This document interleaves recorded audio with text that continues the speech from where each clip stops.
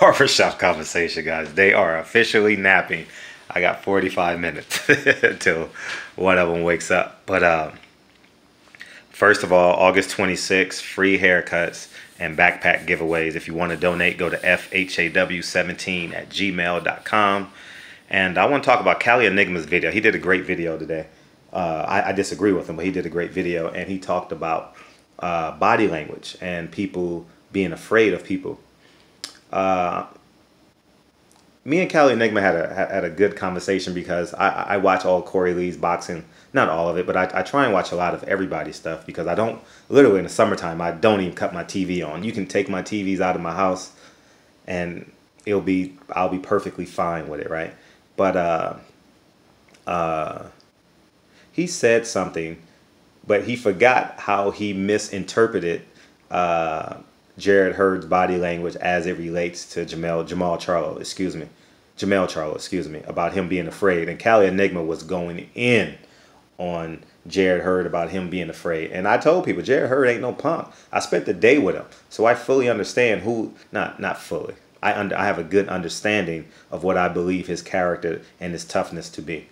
Jarrett Hurd hasn't been boxing that long, so he doesn't even know what fear is. Like he has no concept of fear. He has 3 belts. You guys got to come see him. You guys got to change the narrative. And I have all the respect in the world for Jamel Charlo and well, that's it. I don't know Munguia that well, but Jamel Charlo got to go get Jarrett Hurd. Jarrett Hurd doesn't have to go get Jamel Charlo. He got 3 belts. He has the IBO belt as well. So at the end of the day,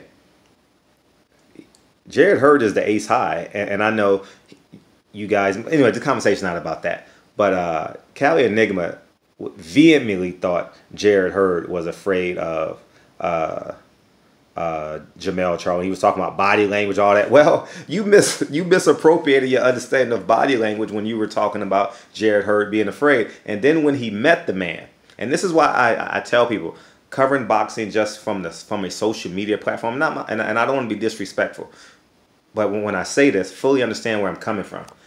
When you're just covering it from a social media platform and you don't see these guys cutting weight the last 3 days, these guys, you can tell that they're 4 pounds overweight, 5 pounds overweight on Wednesday when we got our last media workout. You can tell they're about 4 or 5 pounds weight, and they got to lose 5 pounds. In 3 days, you guys may say that's easy, but it's the last 5 pounds your body can physically lose. Like all of us as normal human beings are carrying an extra 10 pounds. But keep in mind, these guys are losing 10 more pounds that they shouldn't be losing to make weight.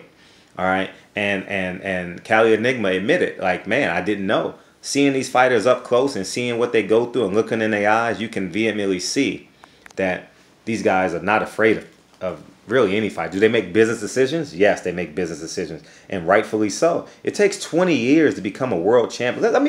Let me say that again. It takes 20 years to become a world champion, guys. All right? For the most part. Errol Spence is 28, 29, 27, somewhere in there. It took him 20 years to get to where he's at if he's been boxing since he was 7.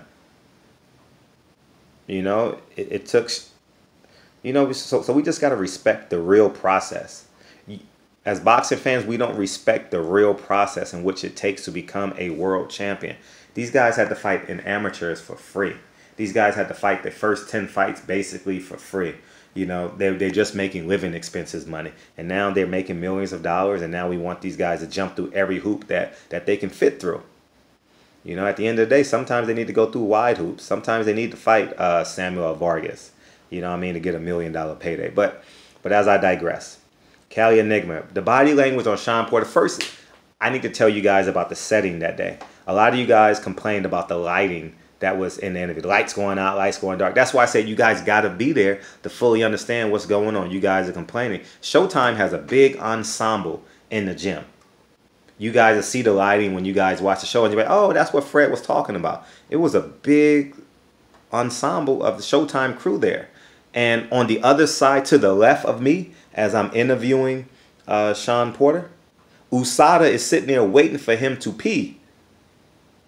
To the left of my shoulder, they're about 1 feet away from me. There's 2 people.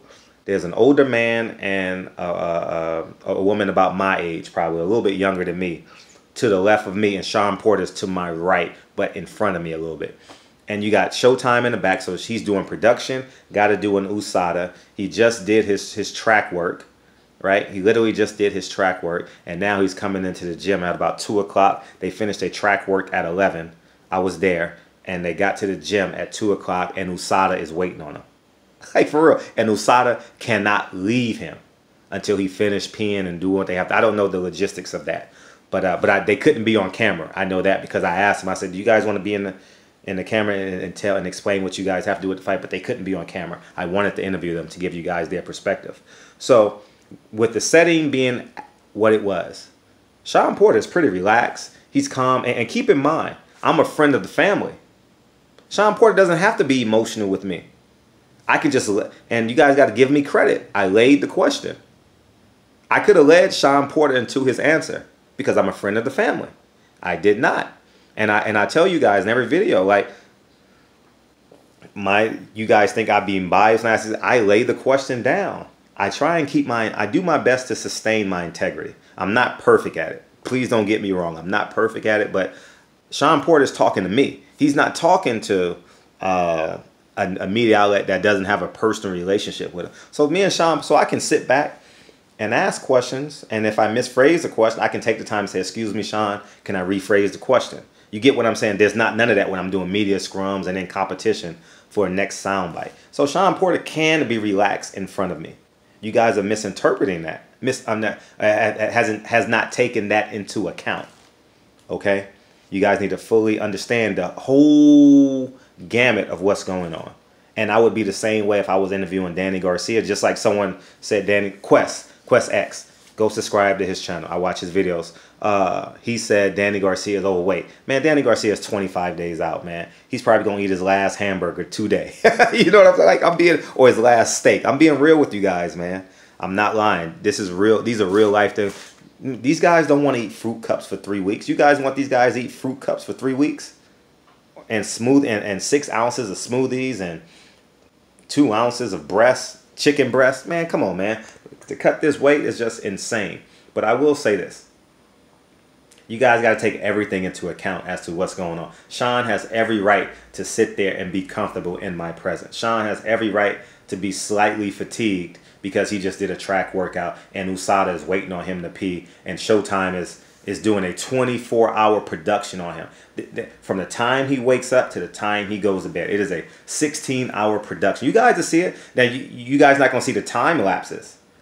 But when you see him change setting, when you guys watch the Showtime special, understand that it's going from location to location to location, and there's a time lapse in there. All right, so fully understand what's going on. So don't misinterpret his body language. You guys are doing saying Cali Enigma. You misinterpreted Jared Hurd's body language. Remember? That's all I'm saying. So and if you guys want the creme de la creme example of body language, Leo Santa Cruz. Leo Santa Cruz, fight week, is the most nervous guy. The most nervous guy you ever want to interview. Seriously, like, he stutters everything, and he has nervous energy. He's moving, he's twitching, and Abner Mares on my channel, Abner Mares, Leo Santa Cruz 1, I asked Abner Mares about that, and he agreed with me. Oh, he's nervous, he's afraid, but that's just who Leo Santa Cruz is. That's just the way. He can't stop moving. He's just that kind of kid, and he looks like an inferior opponent when actually he's a savage. Like, he's a hell of a fighter. You know what I mean? And that's just what he does. So at the end of the day, we guys got to respect the process. Cali Enigma, I think that you're not understanding exactly what's going on. I explained to you guys what's going on, so fully understand.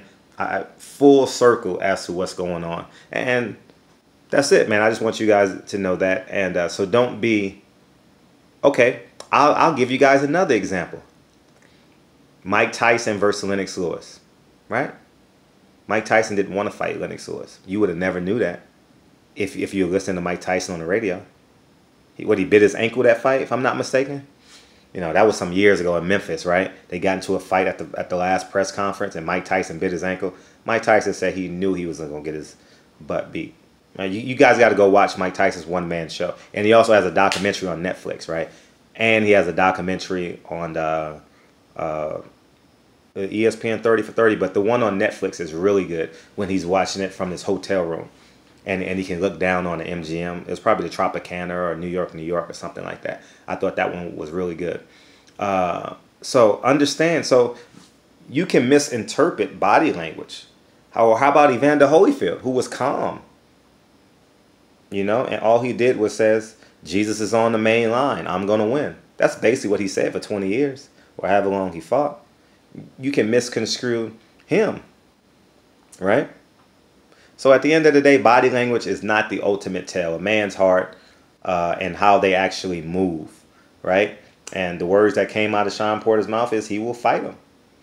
And I think I need to drive home this message because I think like Ticket them are doing, they're not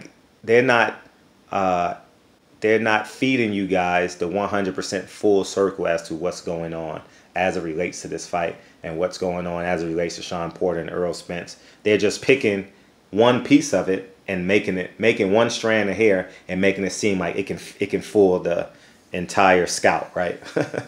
Right. That's not the case. But anyways, man, barbershop conversations, man. Feel free to hit the subscribe button. So, Cali Enigma, you've already misunderstood someone's body language, and when you met the man, you realize that he's a savage. And I told you guys this from the beginning about Jarrett Hurd. Jarrett Hurd is not afraid of Jermell Charlo, and you guys disagreed with me. He's not. I know it. He's too young in the game to be afraid. He thinks Jarrett Hurd thinks he's invincible. I'm just being real. You guys think I'm bull crapping? Jarrett Hurd believes he is invincible. All right. So I just want you guys to know. Anyways, man, barbershop conversations, man. Feel free to hit the subscribe button. Let me know what you guys think. Cali Enigma, you on the clock, man. I finished watching your video. I'm sure you're gonna come out with 3 of you. I know you're gonna do a video on your lunchtime break, right? You always do videos on your lunchtime break. So, anyways, we disagree. Let's go backwards and forth. We got 25 days to the fight. Let's get these fans engaged into the fight. We want all these guys to watch the fight, and we want their ratings to do good. I'll ask the questions you guys want. Just make sure you hit my DM and not in the comment section. I tell you guys, hit my DM on Instagram. But if you guys put it in the comment section, I'm gonna do over 100 videos by the time we get to the fight. How am I gonna remember on August 13th? You guys asked that question. But if it's in my DM, I know. Oh shit, you know. I know to ask that question because it will be in my DM. So anyways, man, barbershop conversations. Feel free to hit the subscribe button. Again, August 26th, if you guys want to help out, we're doing backpack giveaway and free haircuts for the kids in the community. We're going to do it somewhere in Inglewood. All right, Inglewood, California, not Inglewood, Colorado. All right, and if you guys want to help, FHAW17@gmail. Give me $5. Someone give me their coffee money tomorrow, man. I challenge anyone who give me their coffee money. And yeah, give me your coffee money tomorrow. All right, or your smoothie money, or your weed money. Give me your weed money. Barbershop conversations, man. I appreciate y'all. I'll holla. Peace.